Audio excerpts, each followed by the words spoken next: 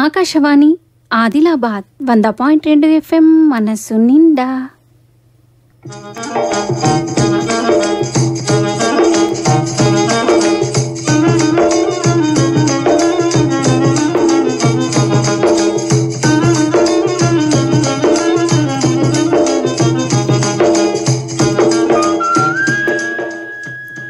కిసాన్ వాణి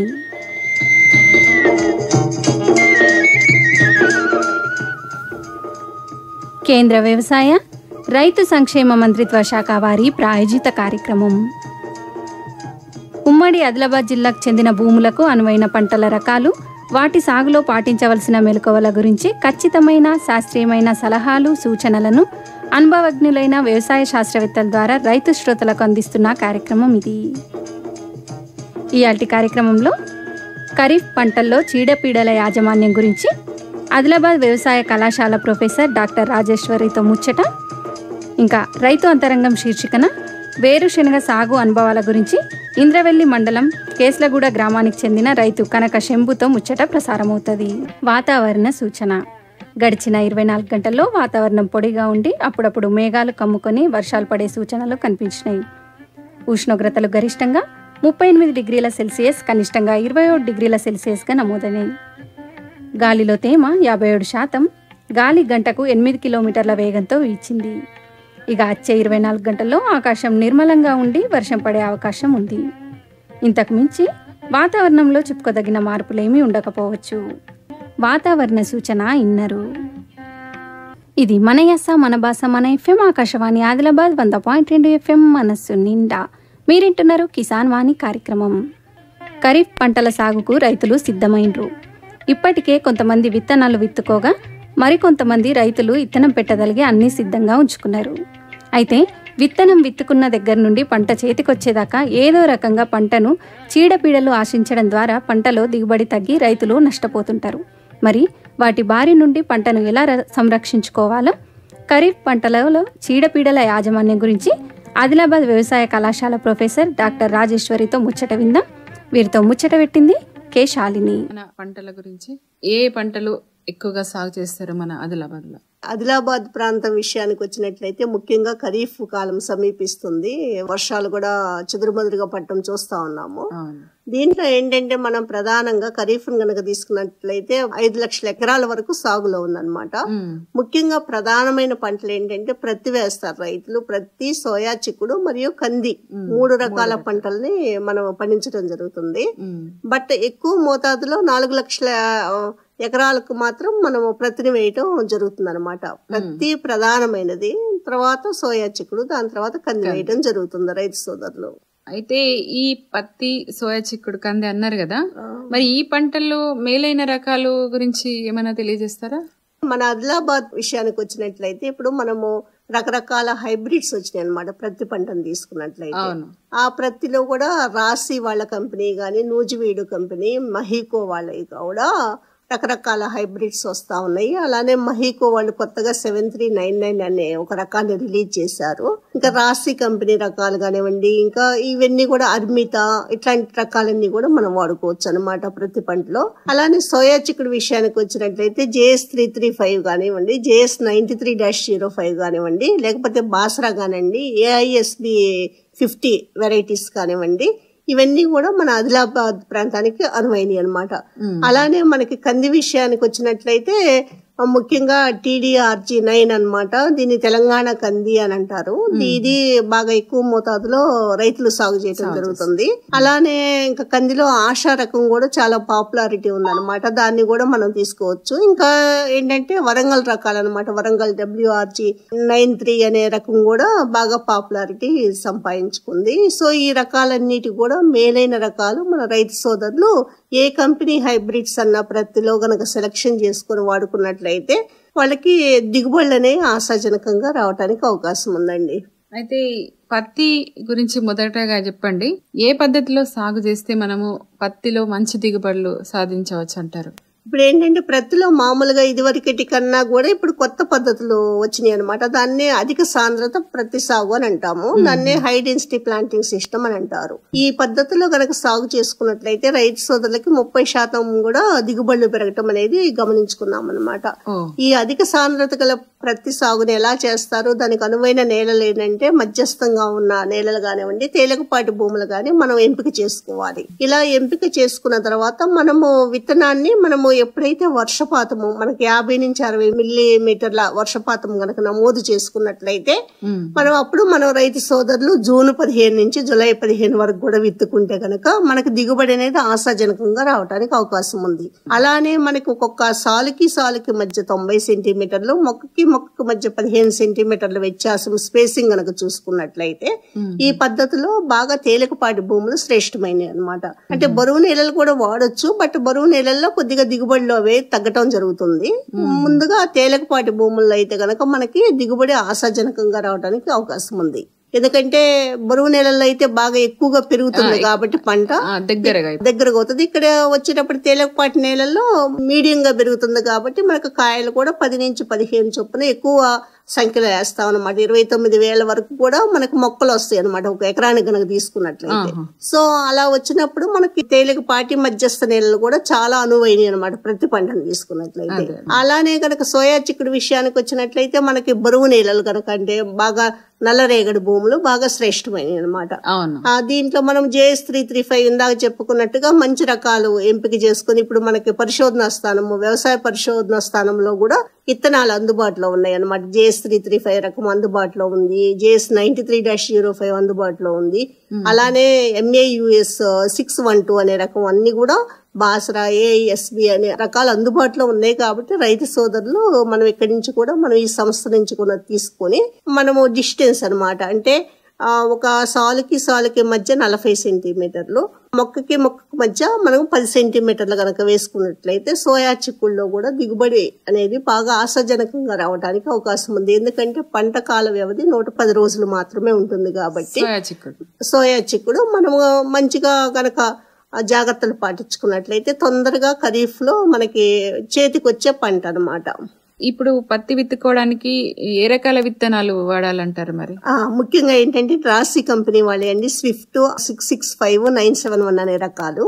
అలానే నూజివీడు కంపెనీ కనుక తీసుకున్నట్లయితే విన్నర్ గాని అర్మిత అనే దాన్ని కానివ్వండి, వేద కంపెనీ గనక తీసుకున్నట్లయితే ప్లాటినం అనే రకము, అలానే మహీకో కంపెనీ తీసుకున్నట్లయితే 7399 అనే రకాన్ని గనక ఎంపిక చేసుకున్నట్లయితే రైతు సోదరులు అధిక దిగుబడులు సాధించడానికి ప్రతిలో అవకాశం ఉందండి.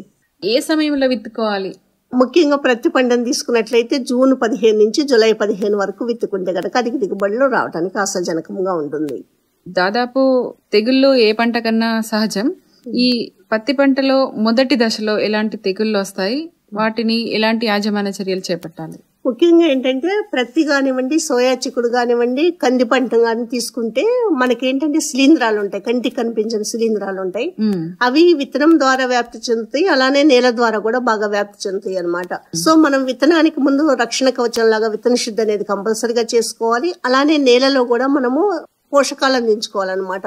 నేలలో ఎలా పోషకాలు అందించుకోవాలంటే మనకు ట్రైకోడర్మా విరిడి అనే ఒక జీవన యంత్రకం అనేది ఉంటుంది. దాన్ని పశువుల ఎరువు 100 కేజీల పశువుల ఎరువుల మీద అభివృద్ధి చేసుకుని దాన్ని మనం పొలంలో సాళ్ల వెంట గనక విత్తనం విత్తేటప్పుడు కానివ్వండి, లేకపోతే దుక్కిలో కానివ్వండి, మనం ఆ పశువుల ఎరువుతో పాటు ట్రైకోడర్మా విరిడిని గనక మనం వేసుకున్నట్లయితే మనకు మంచిగా నేల సారవంతం అవుతుంది. అలా విత్తనాలకు కూడా విత్తన శుద్ధి అనేది చేసుకోవాలన్నమాట. ఏ విత్తనం అన్నా తీసుకొనివ్వండి. ముందుగా మనము ఇన్సెక్టిసైడ్ అంటే గౌచో అనే ముందు ఉంటుంది, దాన్ని 5 గ్రాముల కిలో విత్తనానికి శుద్ధి చేసుకోవాలి. ప్రతికి కానివ్వండి, మనకి సోయా చిక్కుడుకు కానివ్వండి. దాని తర్వాత ఫంజిసైడ్ అనమాట. ఫంజిసైడ్ అంటే ఏంటంటే శిలీంద్రనాశిని, దాన్ని వైట్ వ్యాక్స్ పవర్, దాన్ని 3 గ్రాముల కిలో విత్తనానికి శుద్ధి చేసుకున్న తర్వాత మనము ఈ జీవన యంత్రకాలు ఏదంటే ట్రైకోడర్మా విరిడేని కానివ్వండి, దాన్ని 10 గ్రాముల కిలో విత్తనానికి కనుక పట్టించుకుని విత్తుకున్నట్లయితే మనకి మంచిగా విత్తనం మొలక శాతం బాగా పెరుగుతుంది. తద్వారా ఏంటంటే విత్తనం ద్వారా చాలా తెగుళ్లు వ్యాపిస్తాయి. అలానే నేల ద్వారా కూడా చాలా తెగుళ్లు ఆదిలోనే చాలా ఎక్కువగా వస్తాయి అనమాట. ఇవన్నీ మనం సమూలంగా నియంత్రించుకోవాలి అంటే మాత్రం విత్తన శుద్ధి కంపల్సరీ. అలానే ఒకవేళ పొలంలో కనుక ముందుగా వచ్చే తెగుళ్ళు ఏంటంటే విత్తనము మొత్తం అంతా కుళ్ళిపోవడం జరుగుతుంది పొలంలో వేసిన తర్వాత. మళ్ళీ ఏంటంటే విత్తనాలు వచ్చి మొలకెత్తిన తర్వాత మొలకు కుళ్ళు తెగుళ్ళు వస్తాయి.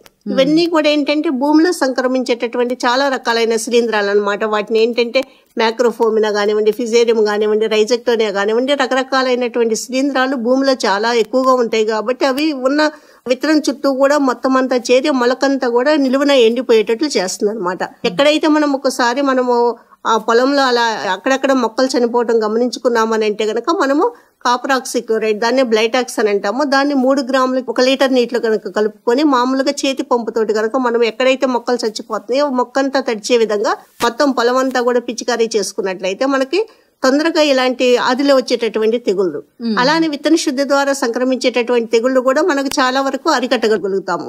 అలా కాకుండా ఇంకా ఏంటంటే మనము మొక్కలు అక్కడక్కడ అడపాదడప చచ్చిపోతుంది అంటే కనుక కాపర్ ఆక్సిక్లోరైడ్ దాన్ని ద్రావణం చేసుకోవాలి. దాన్ని 30 గ్రాముల ముందని 10 లీటర్ల ద్రావణం చేసుకుని ఎక్కడైతే మొక్కలు చిన్న చిన్నగా అక్కడక్కడ ఒక్కొక్కటి చనిపోతుందో దాన్ని వెంటనే మనము డ్రెంచింగ్ అంటాం అనమాట. డ్రెంచింగ్ అంటే ఒక మగ్గు తీసుకుని దాని చుట్టూతో కూడా చనిపోయే మొక్క చుట్టూతో కూడా మనం పోసుకోవాలన్నమాట.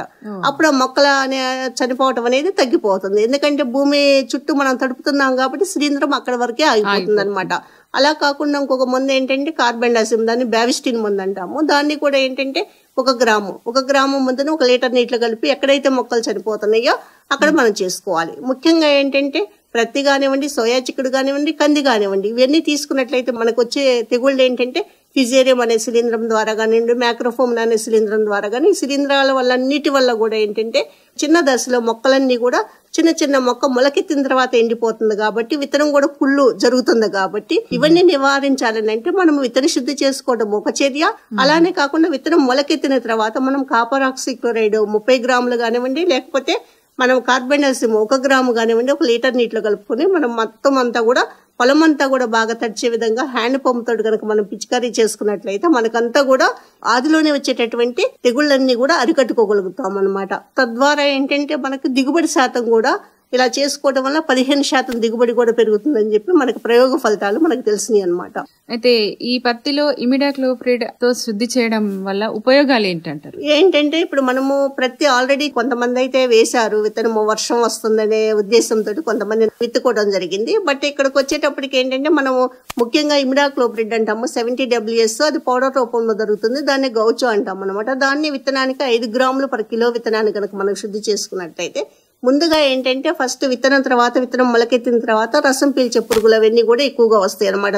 దీప పురుగులు, రసం పీల్చే పురుగులు వస్తాయి. సో వాటన్నిటిని నివారించుకోవాలని అంటే మనం విత్తనానికి కంపల్సరీగా ఇన్సెక్టిసైడ్, దీన్ని గౌచో అంటాము, పింక్ కలర్ లో ఉంటది అనమాట. ఈ ముందు ఆల్రెడీ హైబ్రిడ్స్ అన్ని కూడా ఇప్పుడు చెప్పుకున్నటువంటి అర్మితా కానివ్వండి, రాశి కంపెనీ వాళ్ళు ఈ హైబ్రిడ్స్ అన్నిటికి కూడా మనకు ఆల్రెడీ శుద్ధి చేసే ఉంటుంది కాబట్టి మనకు ఇనీషియల్ గా వచ్చే అంటే మొదటి దశలో వచ్చేటటువంటి రసం పీల్చే పురుగులన్నీ కూడా తగ్గిపోతాయి. దాని తర్వాత ఫంజిసైడ్ కూడా మనం ఏంటంటే వైట్ వ్యాక్స్ పౌడర్ కూడా వాడుతున్నాం కాబట్టి మనకు పురుగులు తగ్గుతాయి. అలానే దాని ద్వారా విత్తనం ద్వారా వ్యాపించే శిలీంధ్రాలు కూడా తగ్గుతాయి కాబట్టి 2 రకాలు తగ్గుతాయి కాబట్టి మనకు 30 రోజుల వరకు చీడపీడ బెడద అనేది ఖరీఫ్ పంటల్లో తగ్గించుకోవడానికి ఇలాంటి చిన్న చర్యలు అన్నమాట. విత్తన శుద్ధి అనేది కంపల్సరీగా చేసుకుంటే తద్వారా ఖరీఫ్ పంటల్లో మొదటి దశలో వచ్చే ఆశించే తెగుళ్ళని కూడా సమర్థవంతంగా నివారించుకోగలుగుతాం అన్నమాట.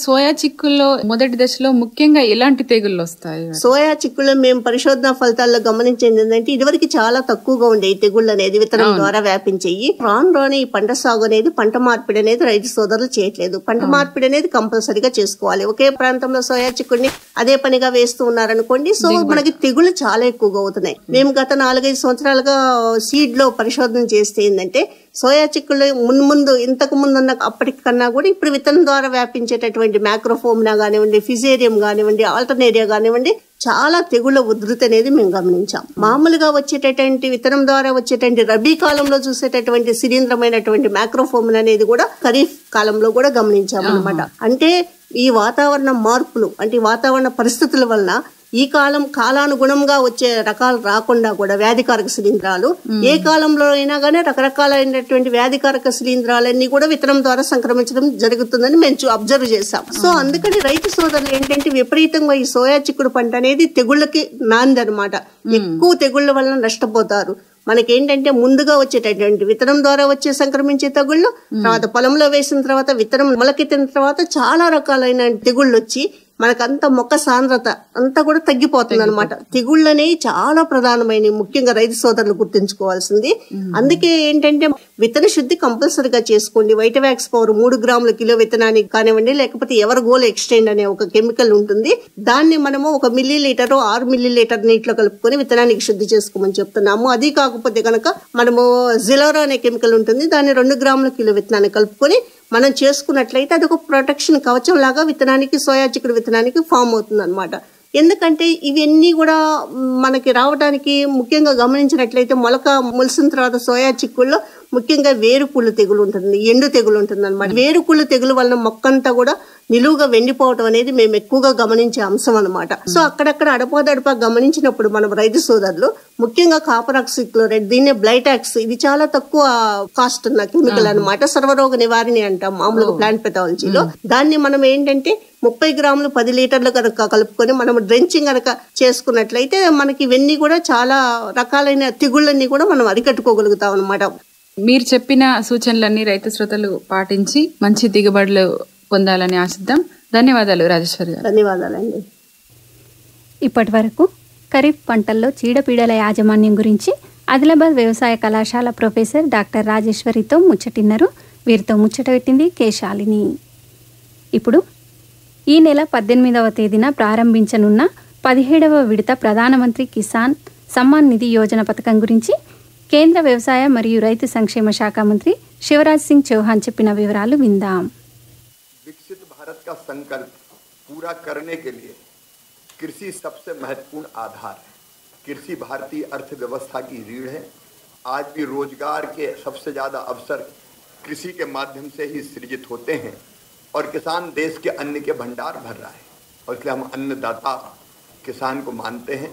कृषि और किसानों की सेवा हमारे लिए भगवान की पूजा जैसा है और इसलिए कार्यभार संभालते ही प्रधानमंत्री जी ने जो 100 दिन की कार्य योजना बनाने का दायित्व हर एक विभाग को सौंपा था, हमने 100 दिन की कार्य योजना की भी समीक्षा की है और उसको जल्दी हम जारी करेंगे। हम सब जानते हैं कि प्रधानमंत्री श्रीमान नरेंद्र मोदी जी अपने 2 कार्यकालों में भी कृषि और किसान उनकी सर्वोच्च प्राथमिकता रहे हैं और किसानों के कल्याण के लिए अनेकों कदम उन्होंने उठाए। मुझे इस बात की भी प्रसन्नता है कि प्रधानमंत्री जी ने तीसरी बार शपथ ग्रहण करने के बाद सबसे पहले हस्ताक्षर अगर किए तो किसान सम्मान निधि की 17वीं किस्त किसानों को जारी करने की फाइल ही उन्होंने साइन की और उनका सबसे पहला कार्यक्रम अगर तीसरी बार प्रधानमंत्री बनने के बाद हो रहा है तो बाबा विश्वनाथ की नगरी काशी में सिंगल क्लिक के माध्यम से किसानों के खाते में किसान सम्मान निधि डालेंगे। आप सब जानते हैं कि किसान भाइयों की आर्थिक प्रगति सुनिश्चित करने के लिए 2019 में प्रधानमंत्री किसान सम्मान निधि की योजना की शुरुआत हुई थी और अब तक लगभग 11 करोड़ किसानों को 3 लाख करोड़ रुपए से ज़्यादा की राशि किसान सम्मान निधि के रूप में दी जा चुकी है, सीधे उनके खातों में अंतरित की गई है। 18 जून को प्रधानमंत्री श्रीमान नरेंद्र मोदी जी 9 करोड़ 3 लाख किसान भाई बहनों के खाते में लगभग 20,000 करोड़ रुपए की राशि डालेंगे, हस्तांतरित करेंगे और उस दिन अन्नदाताओं की खुशहाली के साथ विकसित भारत के संकल्प की सिद्धि का श्री गणेश हो रहा है। प्रधानमंत्री जी के साथ उनका कार्यक्रम तो काशी में होगा, काशी के कार्यक्रम के साथ ही उस कार्यक्रम में राज्यपाल महोदय, उत्तर प्रदेश के मुख्यमंत्री योगी आदित्यनाथ जी, वहाँ के कृषि मंत्री सम्मिलित रहेंगे। देश में अलग अलग स्थानों पर वैसे तो सभी केवीकी में कार्यक्रम होंगे, कृषि विज्ञान केंद्रों में, लेकिन 50 हमने विशेष रूप से चिन्हित किए हैं जहाँ अलग अलग केंद्रीय मंत्री जाएंगे, वर्चुअली कार्यक्रम से जुड़ेंगे और वहाँ जो एकत्रित किसान होंगे उस कार्यक्रम के लिए उनसे वो संवाद भी करेंगे। केवल केवीके में नहीं, सभी मंडियों में, ब्लॉक स्थानों पर और कई राज्यों में हर गांव में, ग्राम पंचायतों में इस कार्यक्रम का आयोजन हो रहा है और लगभग 2 करोड़ किसान फिजिकली और वर्चुअली इस कार्यक्रम में सम्मिलित होंगे। इस कार्यक्रम के साथ साथ एक और प्रधानमंत्री जी का संकल्प है, लखपति दीदी। 3 करोड़ लखपति दीदी हमें बनानी है, 1 करोड़ बन चुकी, 2 करोड़ और। उसी का एक आयाम है कृषि सखी। किसानों की सहायता के लिए हमने कई कृषि सखियों को प्रशिक्षित करके उनको ट्रेनिंग देके तैयार किया है ताकि वो अलग अलग कामों में किसान को खेती को सहयोग कर सके। ऐसी हमारी लगभग 30,000 कृषि सखियों को प्रशिक्षण दिया जा चुका है। ये प्रशिक्षण लगातार जारी रहेगा। कृषि सखियों में अधिकांश सेल्फ हेल्प ग्रुप की बहनें हैं जो हर काम को बहुत गंभीरता के साथ करती हैं, तो उनको भी प्रशिक्षण जिनने पूरा किया है सर्टिफिकेट प्रतीकात्मक रूप से 5 बहनों को वहां दिए जाएंगे, लेकिन 30,000 बहनों को अलग अलग जगह ये प्रशिक्षण के सर्टिफिकेट दिए जाएंगे और इस सर्टिफिकेट के बाद वो विभिन्न कामों में किसानों को सहयोग करके लगभग 60 से लेकर 80,000 रुपया अतिरिक्त रूप से साल में कमा सकेंगी, अतिरिक्त आय अर्जित कर सकेंगी। अभी इस कार्यक्रम का प्रारंभ हुआ है, इसको लगातार आगे बढ़ाएंगे। मित्रों, इस कार्यक्रम का सीधा प्रसारण डीडी किसान, माईगव पर वेबकास्ट विकासखंड कार्यालय से लेकर ग्राम पंचायतों, अलग अलग कृषि विज्ञान केंद्रों में और देश भर के 5 लाख से अधिक कॉमन सर्विस सेंटर्स पर भी किया जाएगा। आपके माध्यम से मेरी किसानों से अपील है कि इस कार्यक्रम में वो किसी भी माध्यम से सीधे भाग लेकर अलग अलग स्थानों पर और उसके अतिरिक्त भी विभिन्न संचार माध्यमों के माध्यम से इस कार्यक्रम से और प्रधानमंत्री जी से जुड़ने की कृपा करें। कृषि सखी कार्यक्रम अभी 12 राज्यों में हमने प्रारंभ किया है। गुजरात, तमिलनाडु, उत्तर प्रदेश, मध्य प्रदेश, छत्तीसगढ़, कर्नाटक, महाराष्ट्र, राजस्थान, उड़ीसा, झारखंड और आंध्र प्रदेश और मेघालय में ये शुरू किया है। कृषि में महिलाओं की महत्वपूर्ण भूमिका को देखते हुए कृषि और ग्रामीण विकास मंत्रालय ने एक समझौता ज्ञापन पर भी हस्ताक्षर किए। दोनों मिलके इस कार्यक्रम को चलाएंगे। प्रधानमंत्री किसान सम्मान निधि 6,000 रुपया प्रतिवर्ष किसानों के खाते में सीधे अंतरित की जाती है 3 किस्तों में। इसके साथ साथ जो बहुत महत्वपूर्ण कार्यक्रम है, प्रधानमंत्री फसल बीमा योजना, 4 करोड़ से ज्यादा किसानों को पीएम फसल बीमा योजना के अंतर्गत आर्थिक सुरक्षा की गारंटी मिली हुई है। मुझे ये बताते हुए प्रसन्नता है कि वैश्विक कीमतों में उछाल के बावजूद भी 11 लाख करोड़ की सब्सिडी उपलब्ध कराकर किसानों को सस्ती दरों पर खाद की उपलब्धता कराने का काम निरंतर जारी है। आज विशेष रूप से मुझे, चूंकि प्रधानमंत्री जी का पहला कार्यक्रम तीसरी बार सरकार बनने के बाद किसानों का कार्यक्रम है, काशी में आयोजित हो रहा है, तो उस कार्यक्रम की जानकारी देने के लिए आज मैंने आपको आमंत्रित किया था। धन्यवाद। ఇప్పటి వరకు ఈ నెల 18వ తేదీన ప్రారంభించనున్న 17వ విడత ప్రధానమంత్రి కిసాన్ సమ్మాన్ నిధి యోజన పథకం గురించి కేంద్ర వ్యవసాయ మరియు రైతు సంక్షేమ శాఖ మంత్రి శివరాజ్ సింగ్ చౌహాన్ చెప్పిన వివరాలు విన్నారు. ఇది 4 జిల్లాల ఎఫ్ఎం ఆకాశవాణి ఆదిలాబాద్ 100.2 మనస్సు నిండా. శ్రోతలు మీరింటున్నారు కిసాన్ వాణి కార్యక్రమంలో వ్యవసాయ ముచ్చట్లను. ఉమ్మడి ఆదిలాబాద్ జిల్లాకు చెందిన రైతులు వారు పండిస్తున్న పంటల గురించి, వ్యవసాయంలో సాగులో పాటిస్తున్న పద్ధతుల గురించి, ఇంకా ఎన్నో వ్యవసాయ అనుబంధ రంగాల గురించి స్వయంగా వారి అంతరంగాన్ని రైతు అంతరంగం శీర్షికన శ్రోతలతో పంచుకుంటారు. మరి ఇయాల్టి రైతు అంతరంగంలో వేరుశనగ సాగు అనుభవాల గురించి ఇంద్రవెల్లి మండలం కేస్లగూడ గ్రామానికి చెందిన రైతు కనక శంభుతో యు దినేష్ పెట్టిన ముచ్చటను వింటారు. కనక శంభు, నీకు రామ్ రామ్. రామ్ రామ్. మీకు ఎంత భూమి ఉంటుంది? 5 ఎకరాలు. 5 ఎకరాలు. నీళ్ళున్నాయా మీకు? ఉన్నది కదా, బోరు. పూలు పడతాయి? పూలు పడతాయి. ఎప్పుడు వేసారు ఈ బోరు? ఈ సంవత్సరం వేసినాం మేము. ముందు లేకుండే ఈ సంవత్సరంలో కొట్టినాం మేము. ఎన్ని ఫీట్లు వేసిండ్రు ఆ బోరు? 180 ఉన్నది. అంతకుముందు వేసిండ్రా ఎప్పుడన్నట్లా?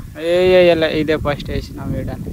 ఎంత ఖర్చు వచ్చింది దానికి బోరు? దీనిగా వచ్చింది 1,50,000 దాకా వచ్చింది.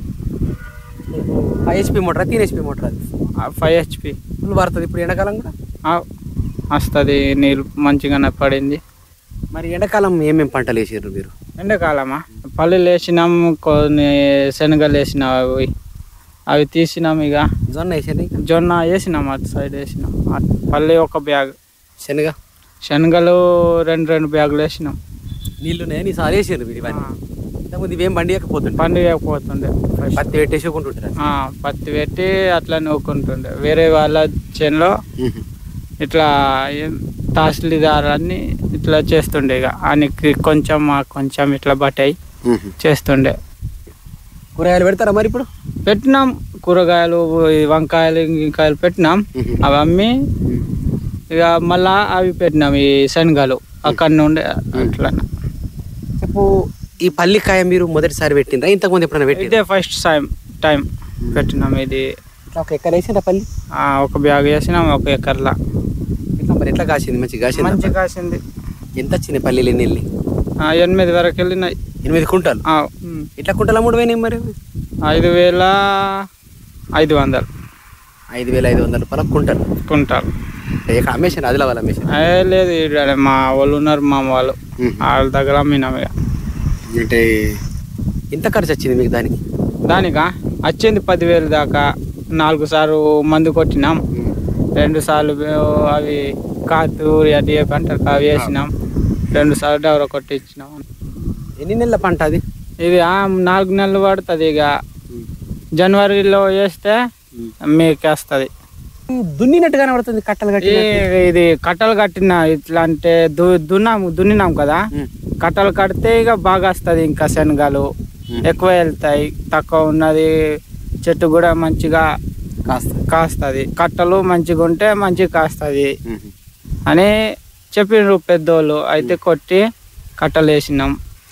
ఎన్నిసార్లు నీళ్ళు ఎట్లా వారిచ్చారు మరి దీనికి? నీళ్ళు పింక్లర్స్ మడిలు చేయలే పింక్లర్స్ తోనే. భూమి లెవెల్ లేదు, భూమి కొట్టుకుపోతుంది. అవి అట్లా మడిలు ఉంటే లెవెల్ వేస్ట్ అవుతుంది.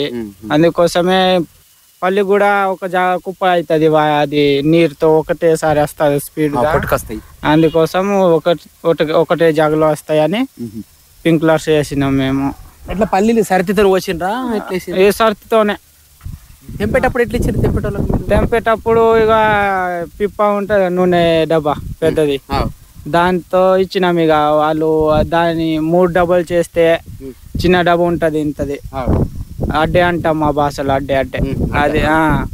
దాంతో 2-3 అవి పిప్పలు వెళ్తే దాంతో ఇస్తుండే మేము. ఇక కొంచెం పల్లికాయని ఇచ్చుడు, పైసలు ఇచ్చు లేదు, పైసలు ఇచ్చుడు లేదు. ఇక పల్లె ఇచ్చుడు. మా వాళ్ళు మా సైడ్ పల్లె వేస్తారు, పల్లి తింటారు బాగా మంచిగా.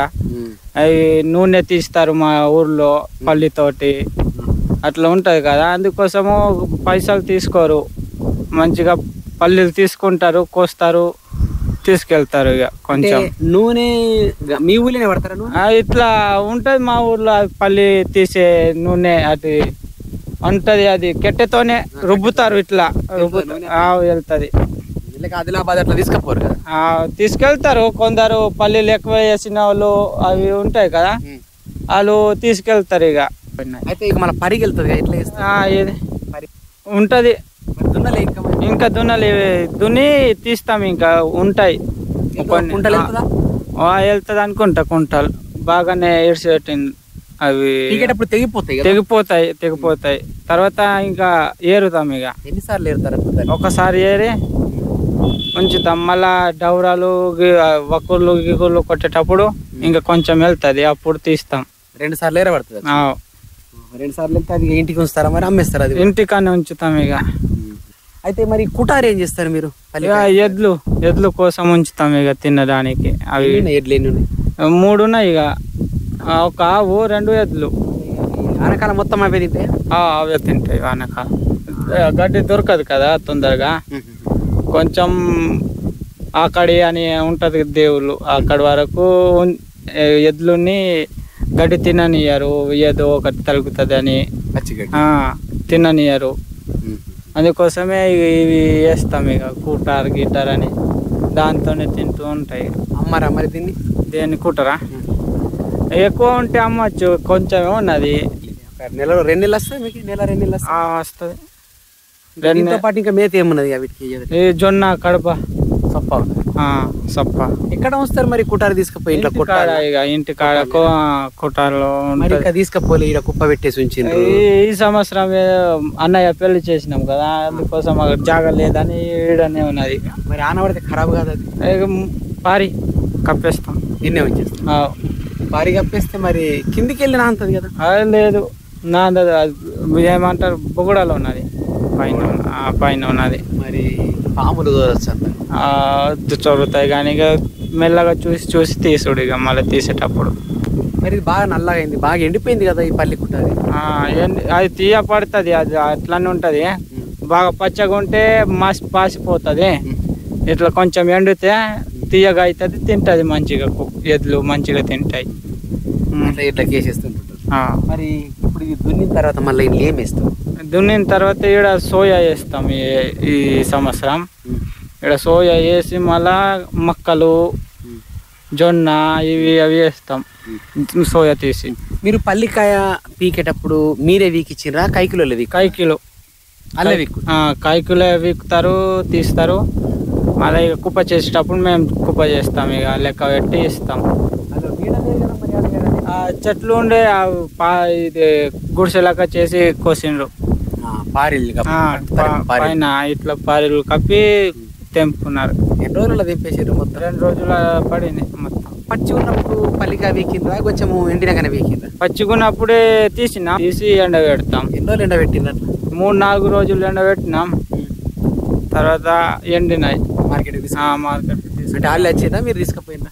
వాళ్ళు వచ్చిండ్రు, చూసిండ్రు మంచిగా ఉన్నాయి పల్లెలు, ఎంతకు ఇస్తారు అన్నారు. అయితే మేము ఇంతకు అంటున్నాం, మీరు ఎంతకు అంటున్నారు అంటే వాళ్ళు ఇక కొంచెం తగ్గించిండ్రు, కానీ 5,500 మంచిగా కాసినాయి. మరి ఏమన్నా సట్టలు గిన ఉండే నాన్న? ఇలా సట్టలు మంచిగానే కాసినాయి, సట్టలు ఏం లేకుండా. 2 ఇత్తుల 3 ఇత్తుల పల్లికాయ? 3 ఇత్తులది మంచిగానే కాసి. ఈ సంవత్సరం 1 ఎకరం పల్లికాయ పెట్టినాం, వచ్చే సంవత్సరం మరి ఇంకా 2 ఎకరాలు అట్లా పెట్టే ఆలోచనలు ఉన్నాయి. ఫస్ట్ పల్లి పెట్ట, మంచిగా సోయా పెడతా. ఫస్ట్ సోయా వెళ్ళినాక మక్క, జొన్న పెట్టి మళ్ళీ తర్వాత లాస్ట్కు పల్లి పెడతా. ఈ టైం వరకు ఉంటుంది. 3 పంటలు తీస్తా. సోయా పెడితే 3 పంటలు తీయచ్చు. 3 పంటలు తీయచ్చు. ఇంట్లో ఇంతకుముందు ఏం పంట ఉండే? దీంట్లో బోర్ వేయక ముందు ఓన్లీ పత్తి ఉండే, పత్తితోనే గడుస్తుండే ఇల్లు. బోర్ వెళ్ళినాక ఇక ఇవి అవి రకరకాల తీసినాం పంటలు. ఎప్పుడు వేసారు బోర్? ఏ నెల? ఈ డిసెంబర్ నెలలో వేసినాం అనుకుంటా. డిసెంబర్. నీళ్ళు వారిచ్చినావు నువ్వు? జీతగాడు ఉన్నాడా? జీతగాడు లేరు. మొత్తం ఎవరు చేస్తారు మీ ఇంట్లో వ్యవసాయం? నేను, మా నాన్న చేస్తారు. 2 చదువుకుంటున్నారు, నేను కూడా చదువుకుంటున్నా. ఒకడు 10th అయింది ఈ సంవత్సరం. ఈ రోజే కౌన్సిలింగ్ అని పోయిండు లాల్టెక్డికి. ఒకడు ఢిల్లీలో ఉన్నాడు, జాబ్ చేస్తున్నాడు. అన్న ఏం జాబ్ చేస్తాడు? అది సాఫ్ట్వేర్ జాబ్ అనుకుంటా. 4 మీరు? 4. అన్న ఒకడు ఉన్నాడు ఇంట్లోనే. మేము పోతే అన్న, నాన్న చేస్తారు. ఉంటేగా వాళ్ళతో పాటు మేము కూడా చేస్తాం.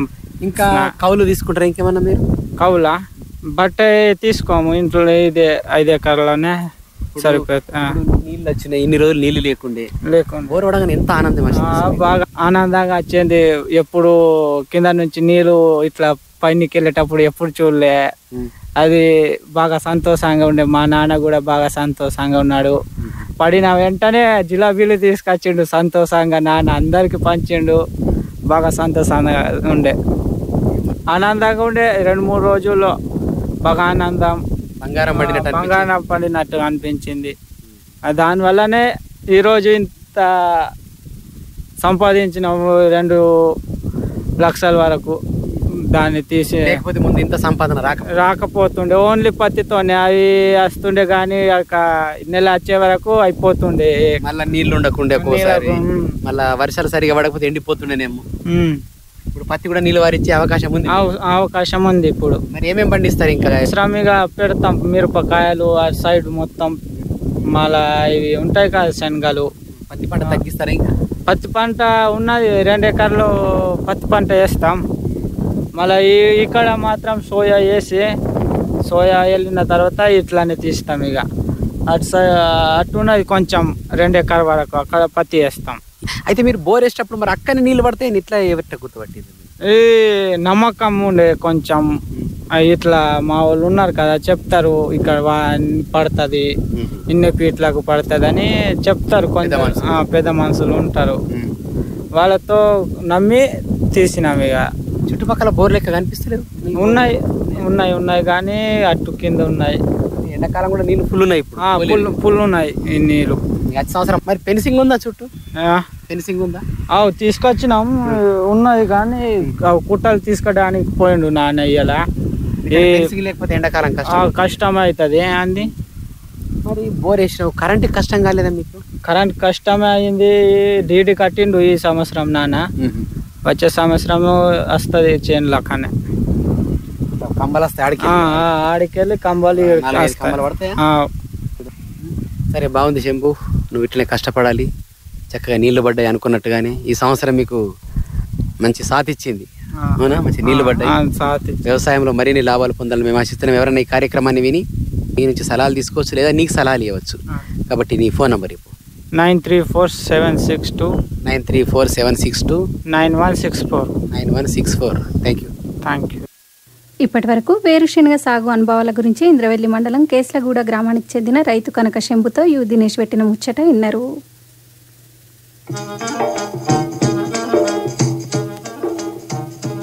ఇంతటితో ఇయాల్టి కిసాన్ వాణి కేంద్ర వ్యవసాయ రైతు సంక్షేమ మంత్రిత్వ శాఖ వారి ప్రాయోజిత కార్యక్రమం సమాప్తం. ఈ కార్యక్రమం ప్రతి మంగళవారం, గురువారం, శనివారం ప్రసారమవుతుంది. ఈ కార్యక్రమంలోని ముచ్చట్లను ప్రసార సమయంలో వినలేకపోయినా లేదా మళ్ళీ వినాలనుకున్నా మా యూట్యూబ్ ఛానల్ ద్వారా వినొచ్చు. మా యూట్యూబ్ ఛానల్ చిరునామా ఆకాశవాణి ఆదిలాబాద్ 100.2 FM. ఇక లైక్ చేయండి, షేర్ చేయండి, సబ్స్క్రైబ్ చేసుడు అస్సలు మరకుండ్రి. ఇక రేపు రాత్రి 7:15 ఇల్లు వ్యవసాయం కార్యక్రమంలో ఖరీఫ్ సాగులో సాగు చేసే కూరగాయల గురించి ఆదిలాబాద్ కృషి విజ్ఞాన కేంద్రం ఉద్యాన శాస్త్రవేత్త డాక్టర్ ఎం సునీల్ కుమార్తో ముచ్చట ప్రసారమవుతుంది. ఆకాశవాణి ఆదిలాబాద్ 100.2 FM మనస్సు నిండా.